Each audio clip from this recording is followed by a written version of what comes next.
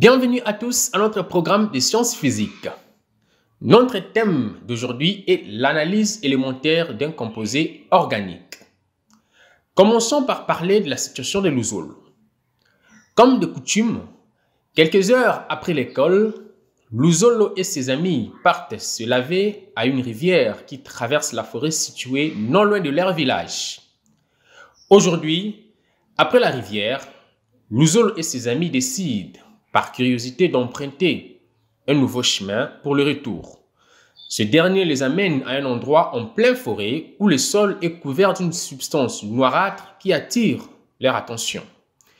Ils observent que l'environnement à cet endroit de la forêt est très menacé par cette substance. Au-delà de son impact visible sur l'environnement, l'ouzolo pense que cette substance peut servir à d'autres fins. Dans tous les cas, pour sauver l'environnement ou pour tirer un possible profit de cette substance, il est important de savoir de quoi elle est chimiquement composée.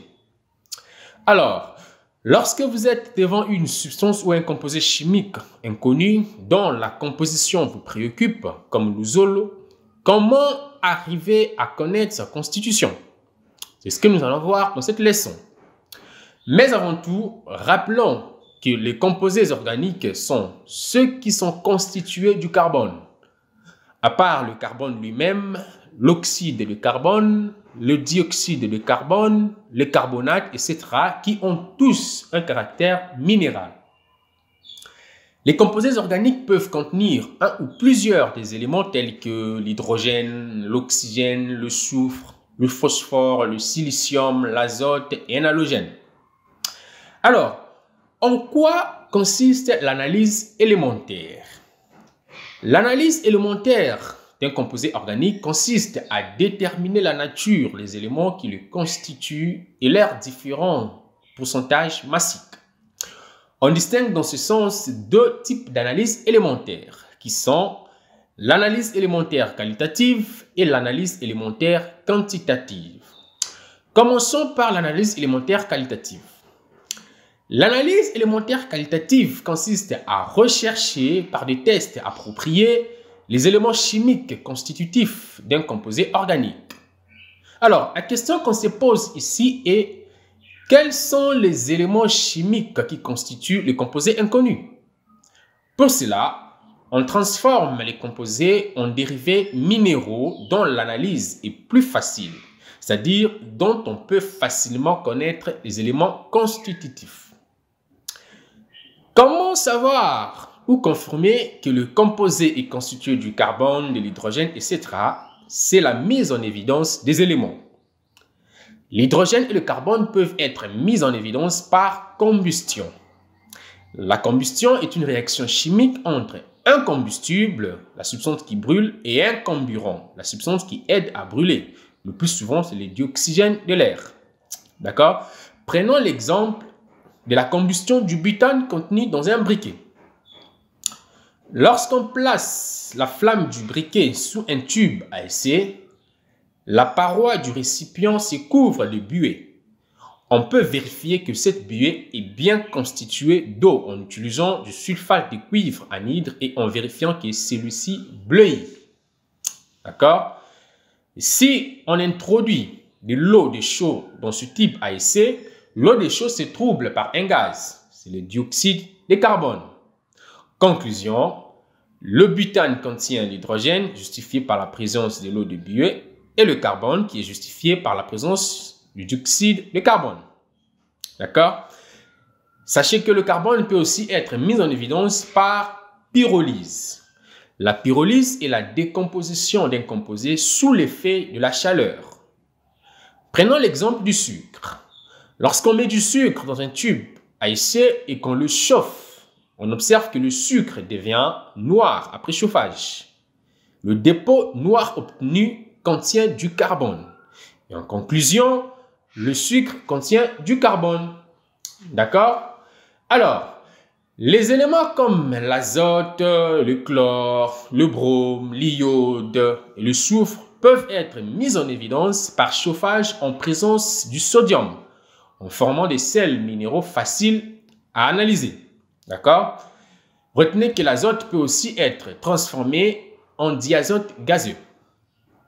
Alors, parlons maintenant de l'analyse élémentaire quantitative.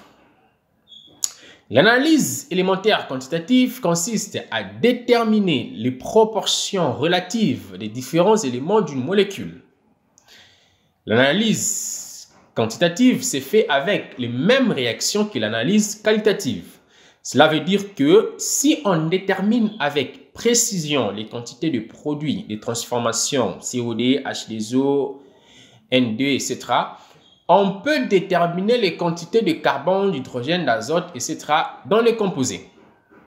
D'accord? Alors, parlons de la masse des éléments dans l'échantillon maintenant. Soit un composé organique de formule brute générale CXHYOZ.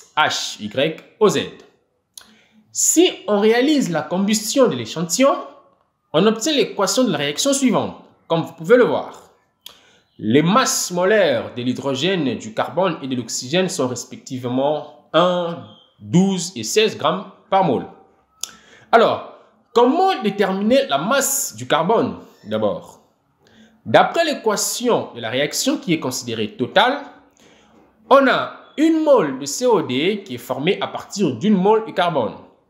Donc, le nombre de moles de COD égal au nombre de moles de carbone qui est égal à tout ce que vous voyez, d'où la masse du carbone égale à 12 multiplié par la masse de COD sur 44 avec N petit m et grand M que vous voyez là qui veut dire nombre de moles, masse en grammes et masse molaire en grammes par mol. D'accord? Alors, la masse d'hydrogène maintenant, d'après l'équation de la réaction qui est considérée totale, on a une mole de H2O qui est formée à partir d'une mole d'hydrogène.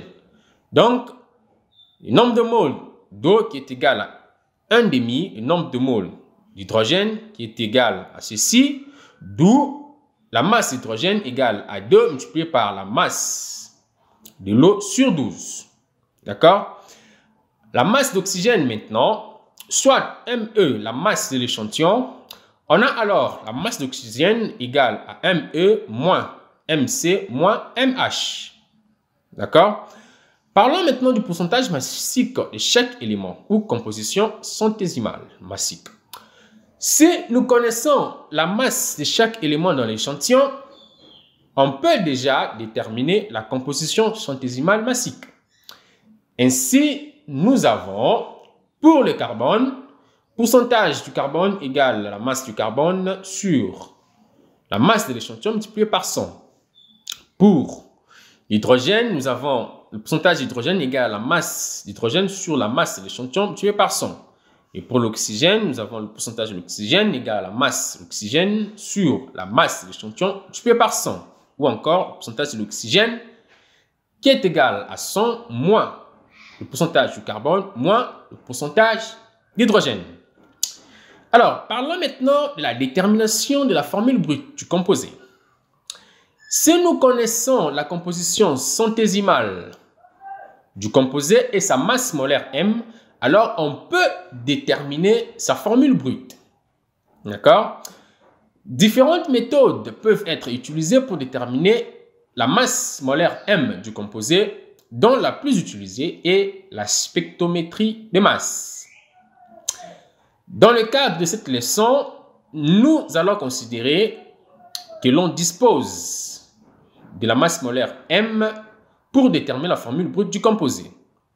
Alors, soit M, la masse molaire du composé, CXHYOZ,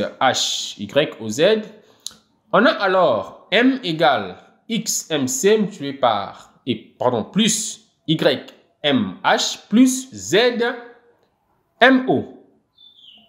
Pour avoir la formule brute du composé, on doit donc déterminer X, Y et Z à remplacer dans la formule brute générale. Commençons par X. Le carbone participe de XMC dans la masse molaire M du composé. Donc, par une simple règle de 3, on a X égale pourcentage du carbone multiplié par grand M sur 100 multiplié par 12. Et pour Y, l'hydrogène participe de YMH dans la masse molaire M du composé. Donc, par une simple règle de 3, on a Y égale pourcentage de l'hydrogène multiplié par grand M sur 100 multiplié par 1. Et pour Z, l'oxygène participe de ZMO dans la masse molaire M du composé. Donc, par une simple règle de 3, on trouve Z égale pourcentage de l'oxygène multiplié par grand M sur 100 multiplié par 16. Voilà, c'est tout pour cette leçon sur l'analyse élémentaire d'un composé organique. Au revoir et à très bientôt pour la suite de notre programme.